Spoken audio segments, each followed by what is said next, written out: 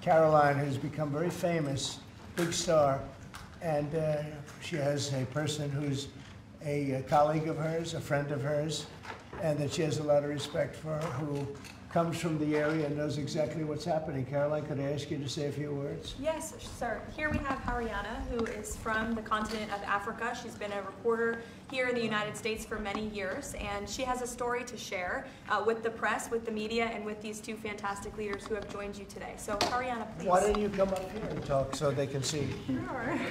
That'd be great. Thank you very much. Thank you, Mr. It's a great honor. Thank you, Mr. President. So, as Caroline has mentioned, President, first of all, I want to let you know that I'm the only African reporter accredited here at the White House and covered for the entire continent. So I just arrived from Congo, Democratic Republic of the Congo, yesterday.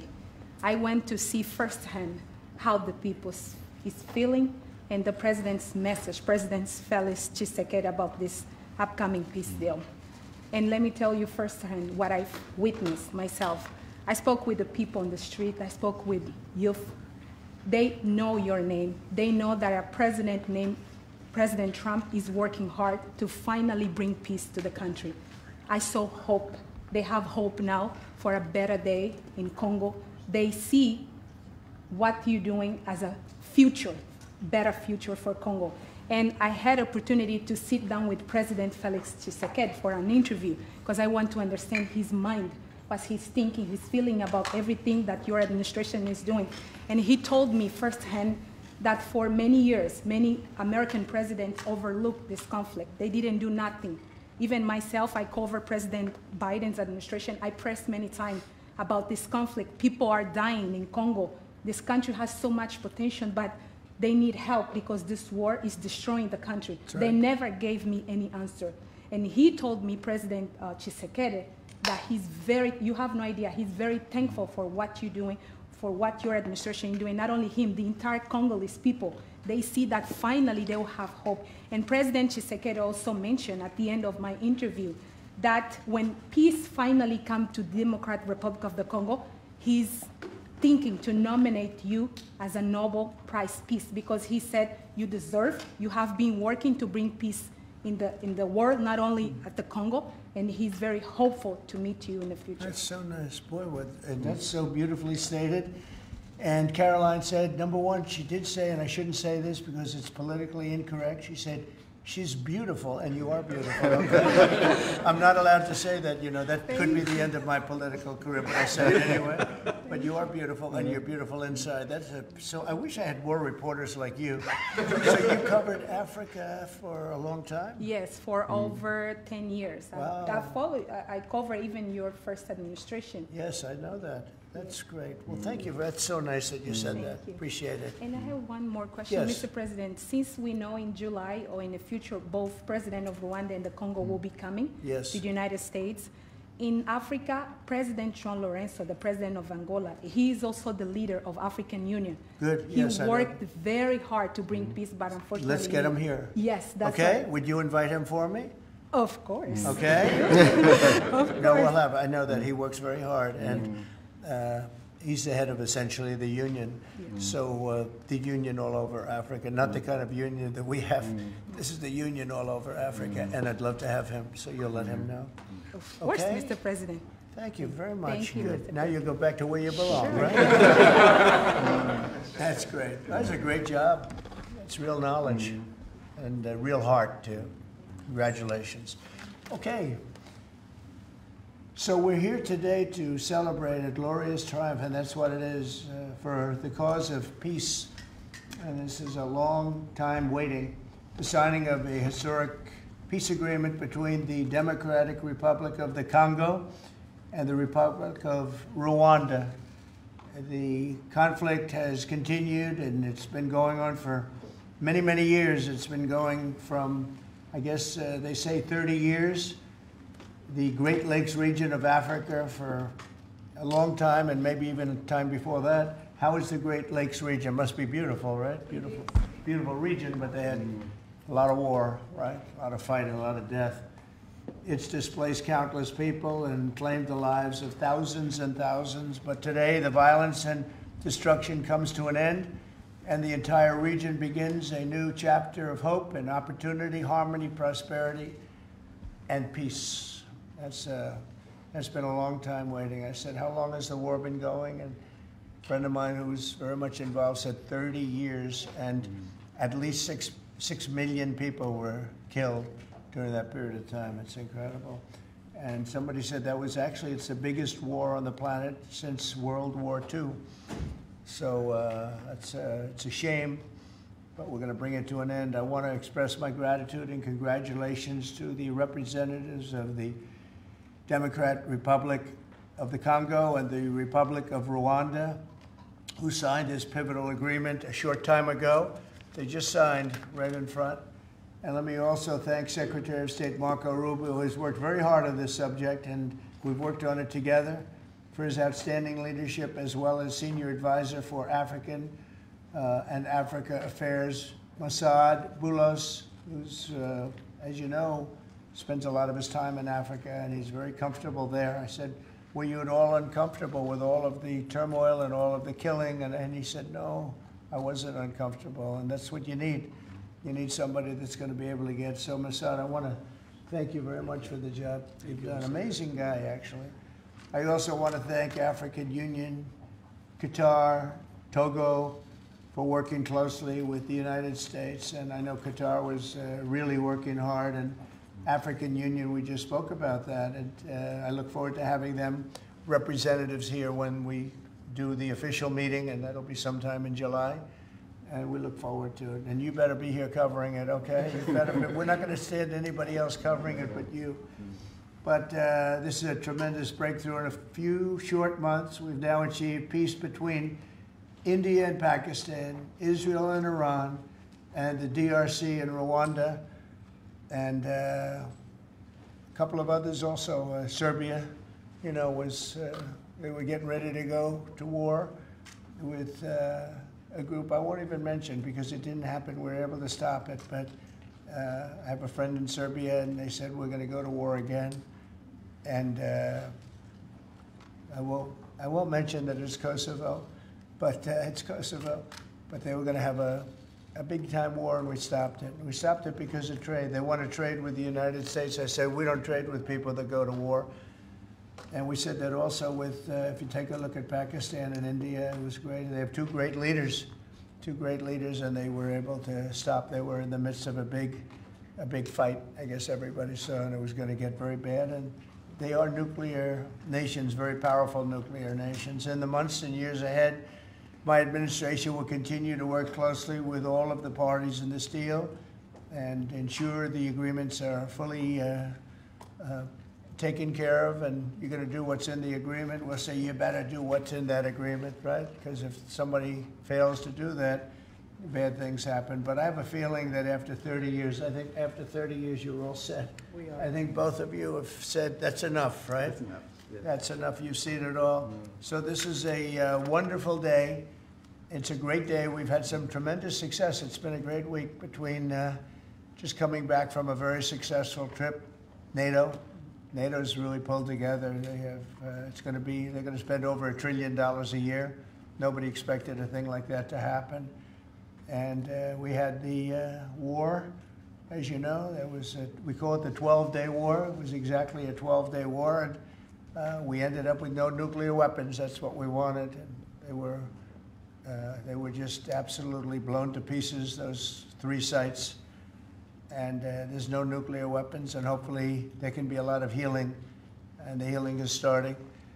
And it's been a really pretty amazing week, and this is one that I really look forward to. This was set up a few weeks ago, and it was something that I really look forward to. If we can do this, and we do that because we have a certain competence that's good, we're able to get people to be peaceful.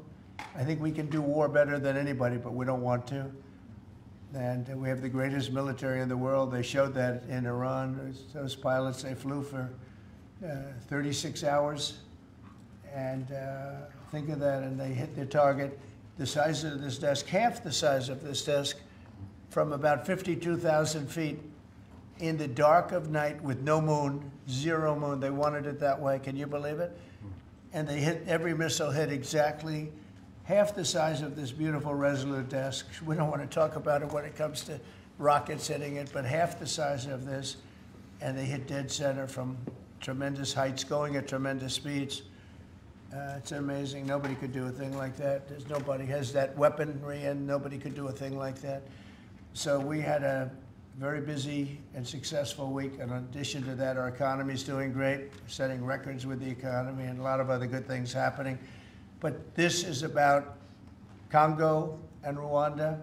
And I'd like to ask, if I might, would you say a few words before we introduce our guests? Please? Sure. Thank you, Mr. President. Yes. So, under your leadership, Mr. President, and the full support of Secretary Rubio and the entire team at the State Department, we engaged with the two parties in early April, and within 3 weeks, they signed the Declaration of Principles. And now, within about 2 months from that, we have signed today the final, this is actually the final peace agreement. You know, many people were wondering if this is preliminary. No, this is the actual final peace agreement that they've signed today. You have also expressed interest in inviting the heads of states to the White House for a signing ceremony. So there will be some other additional agreements that will be signed. In addition to this, which will become known as the Washington Accord with regards to the Great Lakes region. That's great. There are some economic... Why not the Trump Accord? If you wish. I'm only kidding. That'll be headlines there. I think that's a great thing. Washington Accord. Beautiful. And there's an economic aspect as well that is extremely important for both countries. They have also worked, last week we finalized the regional economic integration framework, which both countries will be signing at the White House here during that ceremony. And That's going to be a great ceremony.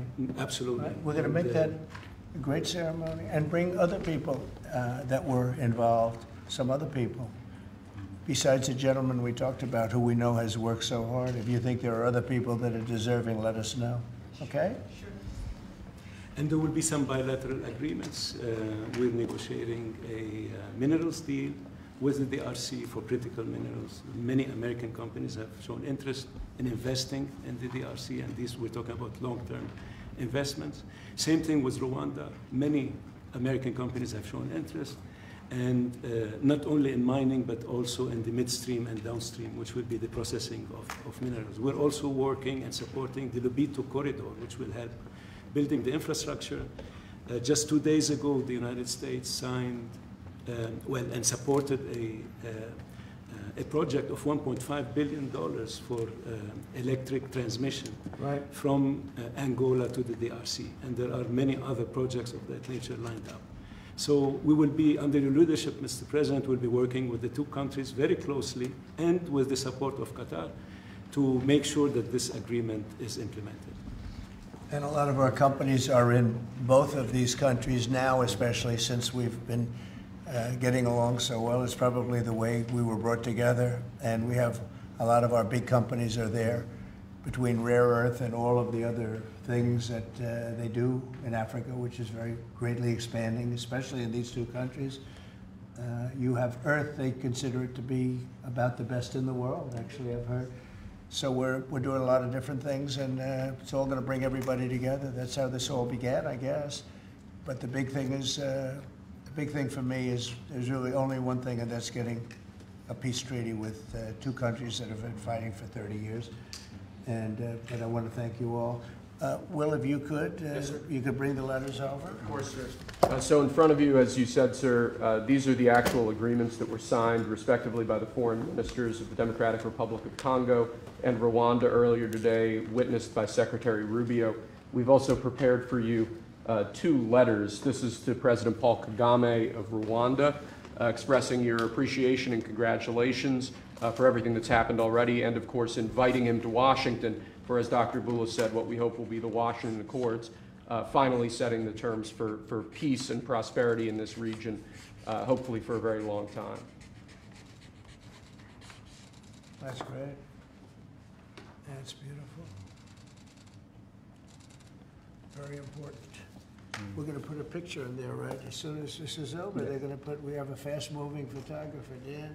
He's going to put a nice picture of us Great. here, okay? Thank you. That's for you. And, Thank you. Thank you very and much. this is a letter to President Chikisade of the Democratic Republic of Congo, again congratulating him on settling this long-running war and inviting him to Washington, D.C. for the final conclusion of the agreement, hopefully soon.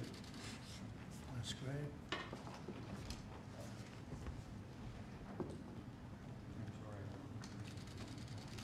Nice, right? Take that pen. You take that pen. Thank you very much. Okay. So I'd like to ask JD to say a few words, our great Vice President, and then Marco, and go ahead. Great. Well, first, let me welcome the foreign ministers of Rwanda and Congo. It's great to have you in the Oval Office. And second, let me say congratulations to the President, to Secretary Rubio, and the entire team. I think for the people of these two countries, they should know that the United States is committed to the pathway of peace. But to my fellow Americans, this is really a celebratory moment. This is a big moment for our country because under the President's leadership, we've taken what was 30 years of killing and war, the worst war in terms of death count since World War II, and now we're on a pathway to peace. And so if I think about what I know about these two countries, for 30 years, pretty much the entire time that I can remember these two countries being in the news, much of the story has been about them fighting one another, about them killing one another. And now we can look forward to a future where my children will look at this moment as the beginning of a new story, a story of prosperity and of peace. So thanks to the President, congratulations to the entire team, and to my fellow Americans. We should all be really proud because it's amazing what active presidential leadership can accomplish when it's geared towards peace and prosperity, and that's what we have in the Oval Office right now. So great job, sir. Thank you very much, JD and Marco, and then we're going to ask the two principals to speak. Yes, sir. Mr. President, first of all, thank you. When I first came on this job a few months ago, you made it very clear that one of the priority of this administration under your leadership was going to be the pursuit of peace. And from day one, whether it's been in Ukraine and Russia, whether it's been Pakistan, India, whether it's been Iran and Israel, and in the continent of Africa, your priority's been on peace. And today we see this come to fruition. It's sad. Wars get a lot more attention than peace. But peace is harder than war. A lot harder, and I want to congratulate both of the leaders here and their respective presidents for choosing the harder path, which is often peace, than the easier path, which sometimes is war, as costly and as bloody as it may be. And I echo the Vice President's statements, and that is that Americans should be very proud that the #1 voice for peace in the world today is our President, your President. And so thank you, President Trump. And I want to, again, recognize Dr. Boulos and the work he's put into this from day one. He's really put a lot of time and effort, and as our friends from the respective countries can share with us. And last point, I do want to thank, you've done this already, but the African Union, Togo, and Qatar, who have been extraordinary partners and whose help we're going to need to continue to receive in order to bring all this to fruition. So congratulations to both of you, and thank you, Mr. President. Thank you. Great job you've done. Do you want to start? Either way, would you like to start? Ladies first, maybe. Okay. Thank you so much. Thank you very much. Thank you so much, Mr. President, for having us here. I think I can summarize my contribution in 3 main points. First of all, thank you and congratulations indeed for this remarkable milestone, which is putting an end to 30 years of conflict and of suffering, and which is redefining the perspectives that millions of Congolese and of citizens of the greater Great Lakes region will have. The second point is stay committed, stay on board. We need the United States to make sure that this agreement holds and that you hold us accountable. And the third point is, if you stay on board, I think there are so many perspectives that we can transform our partnerships through and that can usher in an era of prosperity, of growth, and of shared bilateral relationships that go well beyond the challenges that we've shared together, and that can at least, or finally, focus on the potential and of the wealth that we can share. So again, our heartfelt gratitude to you on my behalf, but more importantly, on behalf of the people of the Democratic Republic of Congo. Thank you so much. Beautifully spoken, and I look forward to seeing your leader. They will, highly respected person, as you know. Indeed. Highly respected all over the world, but in Africa in particular. So sometime in July, we'll do something, big ceremony. We look Okay? forward to it. Thank you so very much. Please. Thank you very much, Mr. President. This is indeed a historical day because it's the signing of a peace agreement between Congo and Rwanda to end a conflict that has been going on for 30 years. And there has been many mediation, facilitation in the past. but none of them succeeded. And we believe that it's because of your leadership and your steadfast commitment to this process, with also a new approach of economic integration, regional economic integration, which is important to allow Rwanda and DRC working together, because this is a very rich region with cross-border trade, with the minerals, with natural wealth. So with the US standing side by side with Rwanda and DRC, we believe that we will achieve a long-time peace. And we also believe that, as my colleague from DRC stated, it's important for the United States to stay committed, because today we signed, but now we need to implement what we have signed in order to open this new era you were talking about of prosperity, so that we can reap the economic dividend of peace. So for this economic integration framework to be implemented, it's important for the US to accompany the parties to implement what we have signed, because in the past we have signed so many agreements that were not implemented. And we are really, we believe that with your leadership, with the involvement of the United States administration, we will reach that goal. So thank you very much, Mr. President. Well, this will happen definitely. I can reach over. Do you want to just press them over to me? Sure. Let me have them. And I just wanted to give you each. These are your signed agreements. And we'll make sure that you follow through. We'll make sure you follow through. Yeah. We'll make sure that you follow through. Okay, that's for you. And we have one other thing that we're going to give, that we give to special people only. It's a coin. Thank you. And I hope you do that. I'm going to give you a second one for your leader. Oh, cool. Thank you very much. And likewise, we'll do that. These are serious coins. You don't want to lose them. You'll be very. I think that your reporter from Africa should get one. What do you think? Is she allowed? I saw. I think yes. Are the reporters okay with it? Brian, yes? Darling, that's for you. Okay? You did a fantastic job. Thank you. And I heard you do a great job in covering everything. Thank you. And Mr. President, we actually have the pictures that you took earlier Oh, of let the me foreign see ministers here already. Thank you so much, Mr. President. Thank you. Let me see that. They're in this folder right here, sir. Okay, this one? Yes, sir. Oh, they look better than me. I don't like it. I don't like it. That's beautiful. That's very good. We have a good photographer. Beautiful. That's great. You better, I'll tell you, you better do the job here. We're going to come down hard. It's beautiful. Thank you very much. So we'll put them in. That's for you. I can do that. Okay. That's for you. This is for the Congo. And what is it? For the Congo. Yes. Okay. Let's see, do we have two of them? I think so. He wouldn't give us one. He would have made a big mistake. Isn't that nice? That's for you. That's for you. Thank you, Mr. President. Thank you very much. And you're all set, and this is for you. You're going to get this. Good. Might as well hold it. Thank you so Thank much. you very much. Good luck. Thank you. Do you have any questions? Yes, sir. On the subject, sir. Not Canada. This is about Canada. Why not? Why not Canada, by the way? Why? I mean, Because this is about a different subject right now. This is right now actually a much more important subject. We just ended a war that was going on for 30 years where 6 million people died. So don't ask me a trade question on Canada. Mr. President, Kara Castronova from Lindell TV. Now that your administration, and congratulations, has secured peace in Africa to a bloody, horrific war that's gone on for decades and no other president could do it, do you think the mainstream media will finally... I'm telling you. No other, but you're right. No other president could do it. They tried, and they didn't even try, I don't think. I actually don't think they tried. Do you think Biden tried? He didn't know he was alive. Do you think the mainstream media will finally give you credit where credit is due? No, the media will never give me credit, but the people give me credit. That's why I'm here. The people didn't give me. That's why we're here in a landslide. We got all 7 states. We won the popular vote. So the media won't give me credit, but the people give me credit. That's more important to me. You're going to go down as a peacemaker. You're also going to go down with the president who had 0 border crossings in May. You secured the border most than anybody's ever done. but I don't know if you know this. You're on track right now to have the lowest murder rate in history in this country.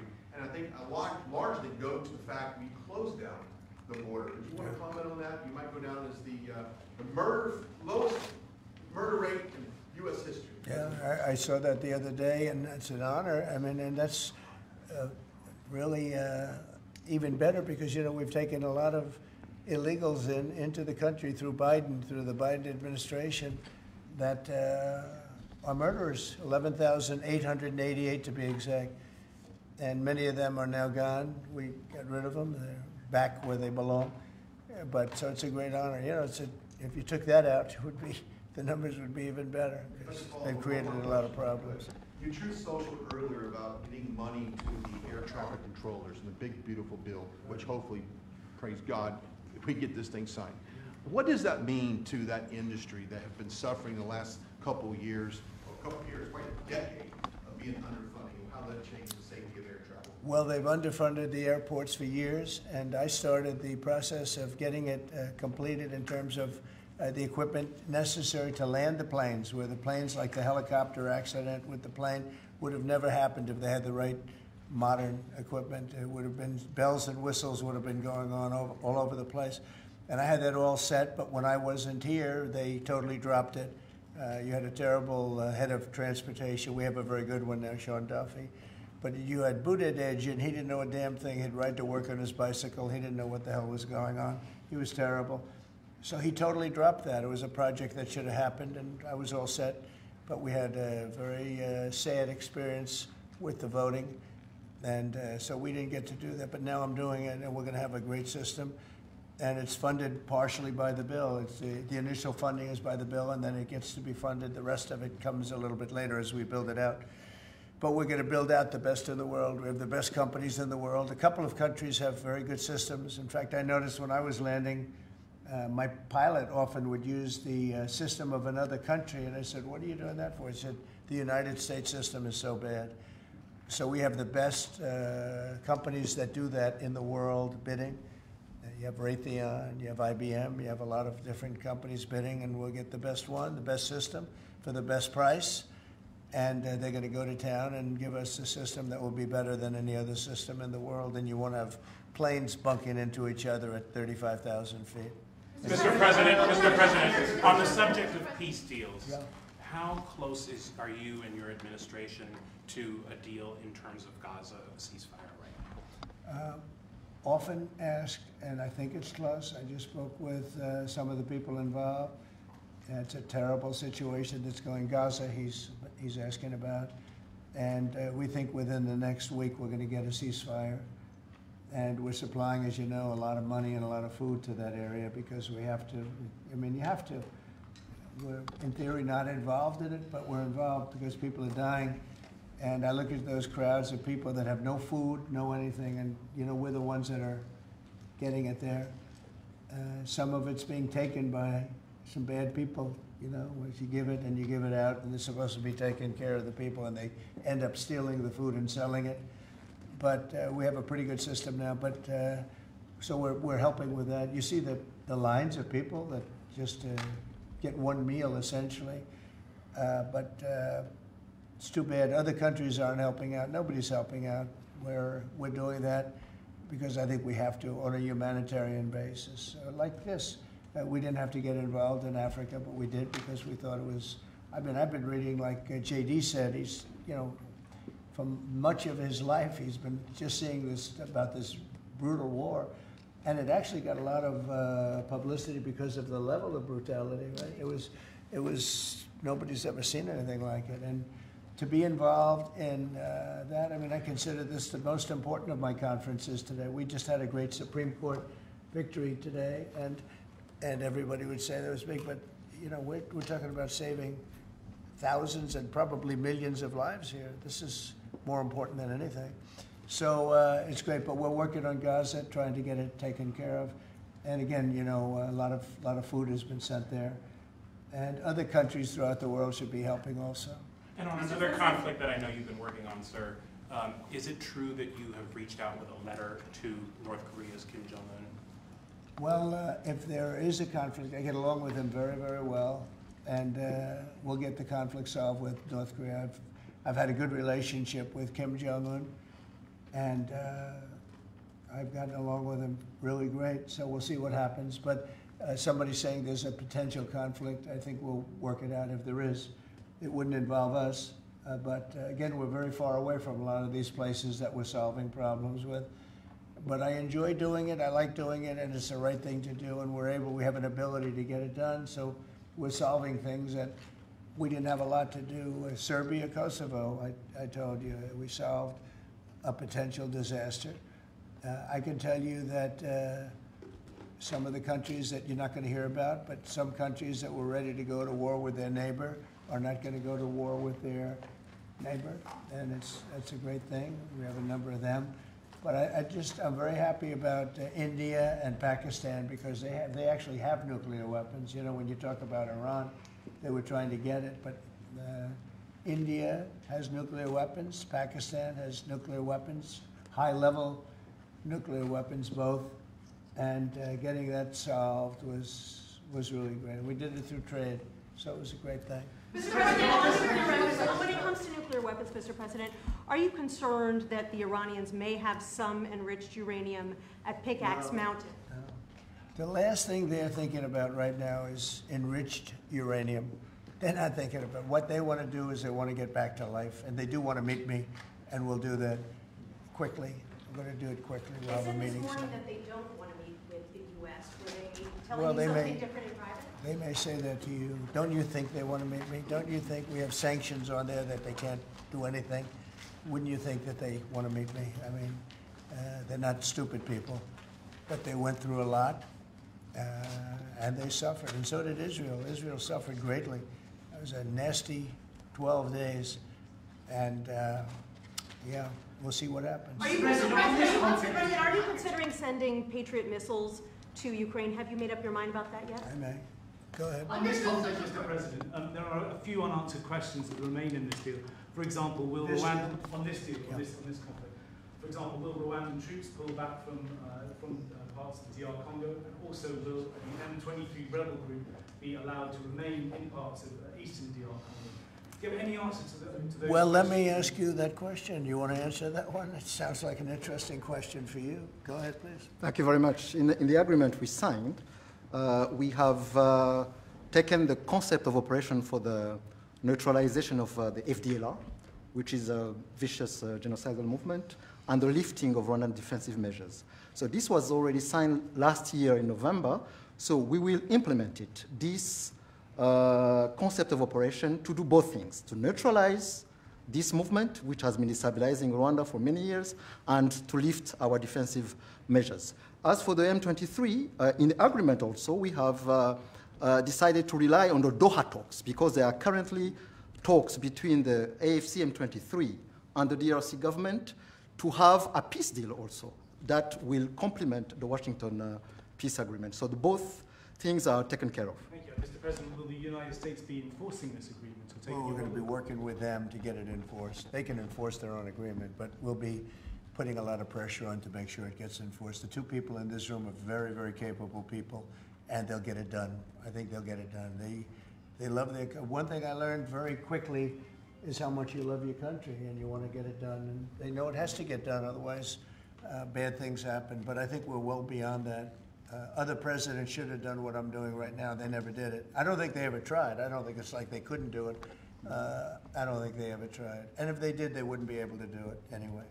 On the Mr. President, yes, thank you. Mr. President, can you share with us what can happen if one of the parts violate this peace agreement? Because we don't want war to come back to Well, DRC. I'd rather not say. I would just say that there are big penalties if they violate, and they're not going to. I don't think they will violate. I think they mean it, but we have very severe penalties, financial and otherwise. Okay. On the President, to go back to your Truth Social post on Canada specifically, why are you deciding to end trade talks with Canada, and what rate are you looking to set? So Canada put a charge on some of our companies, and Canada's been a very difficult country to deal with over the years. You know, we hear Canada, we have a great relationship with the people of Canada, but it's been very difficult, and they put a charge, and they were a little bit early, we found out about it. So and we have all the cards. We have every single one. We don't want to do anything bad, but they have, economically, we have such power over Canada. I'd rather not use it, but they did something with our tech companies today trying to copy Europe. You know, they copied Europe. It's not going to work out well for Europe either, and it's not going to work out well for Canada. They were foolish to do it. And so I said, we're going to stop all negotiations with Canada right now until they straighten out their act. Okay? Is there anything Canada can do to change your mind about this situation? Well, no, they put a tax on companies that were American companies that they shouldn't, a very severe tax. And yeah, I guess they could remove it. They will, but I don't really, I mean, it doesn't matter to me. We have all the cards. We have all the cards. You know, we do a lot of business with Canada, but relatively little. They do most of their businesses with us. And when you have that circumstance, you treat people better. They've had farmers that are getting like 300, 400, 200% in tariffs. Nobody's ever seen anything like it. We have cases, you don't read this and the people don't report, but they charge us 400% on some dairy products. 400%. Nobody writes that. It's not fair to our farmers, and we've got to protect our farmers. Sir, you just, sir, yeah, Brian, go ahead. Mr. President, you mentioned how much of a rate cut we would do to the interest on the debt. Earlier today, Director Pulte was on CNBC talking about how he suggested Powell should resign. Any comments on whether or not Powell should step down? I know you've been. Well, I don't have a comment. I'd love him to resign if he wanted to. He's done a lousy job. Look, if you were there, you'd say, well, you know, the United States is doing well. They have no inflation. And if they do get inflation in a year or two, we'll start raising the rates. We'll get rid of the inflation, you know, and do other things. Biden had the worst inflation in the history of our country. 19%, but I think it was much higher than that. Frankly, they say 19%. I say, I think it's a lot higher than that. And we have almost no inflation now. We've done a great job in a short period of time. Energy prices are way down. Gasoline now is down to close to $2 in a lot of places. A couple of places I see it even broke. It's like $1.98 a gallon.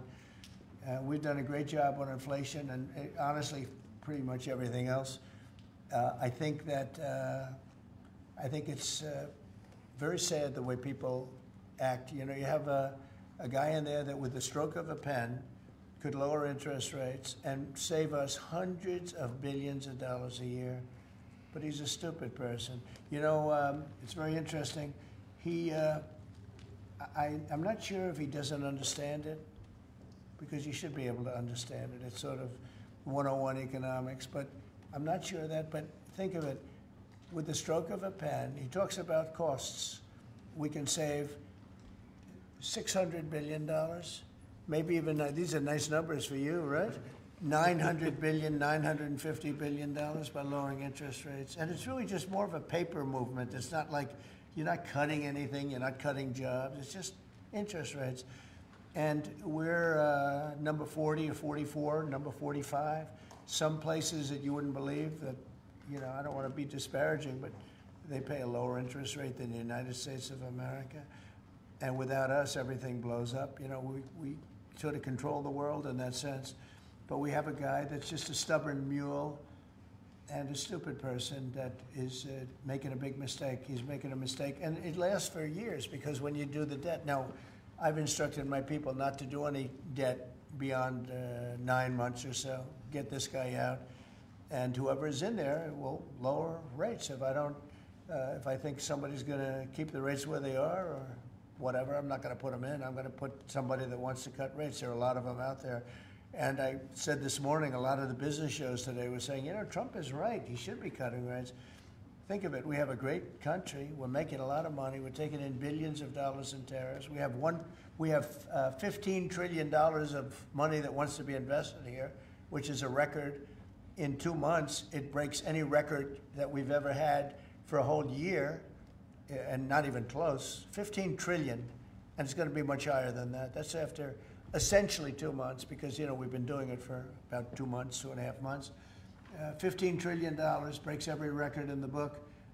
There's never been anything like this. We have factories moving in, we have car plants moving in, we have everyone wants to be part of the United States. And as I told you, and I say it to everybody, when I was in the Middle East, the King of Saudi Arabia, and Qatar, and UAE, all great leaders, they have all great leaders. All three of them said, you got the hottest country in the world, and you did it in, at that time I was there for 4 months, because we got back a little while ago. But everybody says it, not only them. We have the hottest country in the world right now. The only thing is we have a Fed chairman that is, he doesn't get it. And you could have substantially lower. Like if we cut him 2 points, would save more than 600, think of it, more than $600 billion just because you cut. But you can't go out to the market and say, well, we have a guy that's got us at 4% or 4.5%, and we want to pay 2% or 1%. I think we should be paying 1% right now. And we're paying more because we have a guy who's, you know, suffers from, I think, Trump derangement syndrome, if you want to know the truth. But he's not good for our country. The president of UVA. No, Did you push not the you, president? not you. A related question on banking. There have been reports, Mr. President, that your administration is considering issuing an executive order about debanking, which is the practice of banks denying services based on people's political beliefs or industries such as crypto, people involved in that. Would you be open or interested to sign such an executive order targeting debanking, and what might Well, I think the debankers, I think that banks, I can tell you because I've been a victim myself, because of my politics, that big banks were very nasty to us. And I actually think it was Biden's people that told them to be, because the one group of people that banks are afraid of are the regulators. They are petrified of the regulators. And I've seen the biggest banker. I can tell you, you see him on television all the time. If a regulator walked into the room, he gets all nervous and crazy. They're afraid of the regulators. And if the Biden people order the banks to be virtually closed, they can do anything they want. The regulators control the banks. It's not the president of the bank. The president of the bank is far less important to a bank than a regulator. And a regulator can put that bank out of business, just like bad prosecutors are very dangerous. You know, we had a couple. I had deranged Jack Smith and some others. And we kicked their ass, but it was, you know, it's a tough kind of a situation. Prosecutors are very dangerous. A great prosecutor is an amazing asset for a country, but a corrupt prosecutor, a bad prosecutor is very bad. Well, the regulators are the same thing, and when they tell the regulator to go and make life impossible for big banks or little banks, they really control it. So there is a lot of debanking, and they call it debanking, call it a lot of different names. Essentially, they make it impossible to do business, and those people are very bad and very dangerous, and they shouldn't be doing it. Sir, you told us that on taxes, Mr. President, could you please explain how taxes would go up by 68% if the bill isn't passed? Where does that number come from? Well, it comes from the fact that you have automatically the Trump cuts, which were the biggest cuts that we've ever had. Now, these cuts are even bigger. But from the last administration, we had the Trump cuts. It was a 5-year deal, and it comes due. When you add that to the cuts that you already have and other things, it amounts, according to what they tell me, about 68%. That would mean you'd have a tax, so that you know that the tax cuts that they got, the biggest tax cuts in our history, would immediately go up to that level. And that alone is a big chunk of the 68%. And then you have the other taxes that would accumulate, and they say that you'd have about a 68% tax increase. Sir, you said a moment ago that it won't work out very well for Europe on trade. Does that mean you want to cut off those negotiations as well and just tell them what they should No, be well, paying? they've been very tough. The European Union was formed in order to take advantage of the United States on trade. That was why they were formed, and they're nasty. They're very nasty. We have a good relationship. I'm dealing with Ursula right now and the group. But it's a very tough situation. They have been unbelievably bad to us. If you look at past precedents, they've treated them very badly. They're being very nice to me because I get it. I know the system, and we have the cards. We have the cards far more than they do, and they have not treated us well. And they're coming to us right now. You know, I said I was going to put on a 50% tariff. As soon as I said that, I put it out on Truth. As soon as I said that, they came to the table. They didn't want to come to the table. My people were telling me, Scott was telling me, and the whole group was telling me that not a good situation. They want to tap it down the line. They don't want to really deal. So I said, we're going to put a 50% tariff on you. And Howard, as you know, was very much involved, Lutnick, Commerce, and he said they don't want to talk. As soon as I put that on, I was getting calls from them like, can we meet tomorrow? And the problem is they have a lot of very unfair taxes. They have a lot of taxes that you wouldn't put on, and they sue all our companies. They're constantly suing Apple and Google and all of these companies, and they're getting, you know, in front of judges that essentially almost work for them. I guess they do work for them. They're European Union judges, and they're getting these crazy rewards. Apple was fined $17 billion, and others are being fined tremendous numbers of dollars. They're nasty people, and I don't want them affecting U.S. companies. I don't want that. If anybody's going to affect a U.S. company, I want it to be us. And if they're going to have to pay a penalty or a fine, let it be to us.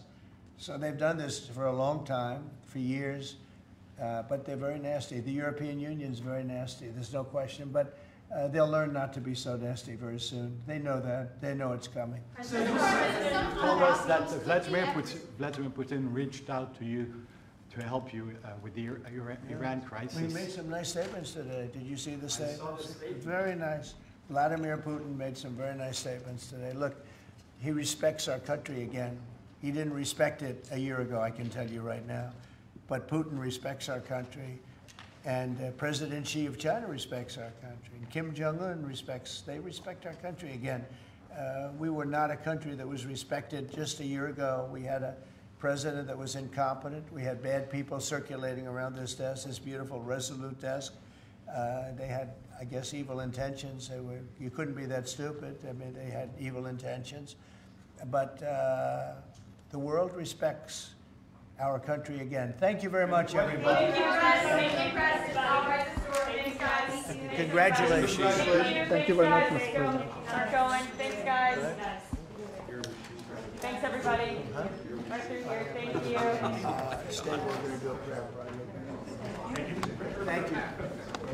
Thank you. Thanks, guys. Thank you, Press.